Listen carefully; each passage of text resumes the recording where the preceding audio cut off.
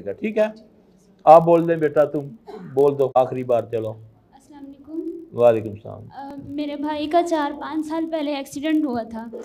उसकी एक बाजू टांग टूट गई थी और दांत टूट गए थे, और एक बाजू में बिल्कुल भी जान नहीं है, अभी तक नहीं है। टांगे सही हैं जी, यानी बाजू चलते हैं, वो चल सकते हैं? जी, चल सकते हैं।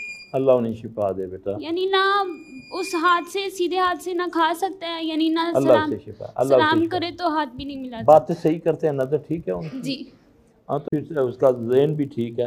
तो बेटा ये जो मैंने अभी दर्द वाला दम बताया ना, जो ये जो 3 बार बिस्मिल्लाह बिस्मिल्लाह बिस्मिल्लाह, वो खुद अगर कर सकते हैं वो हर नमाज के बाद करें, ठीक है?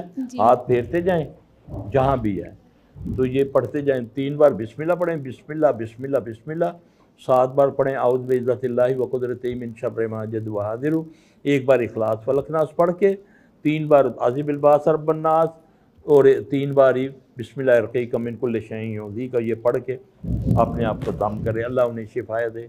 फिर उसको बोलें क्योंकि इलाज भी डॉक्टर से करवाए। अल्लाह बरकत दे, अल्लाह पाक उन्हें शिफाए कामिला अता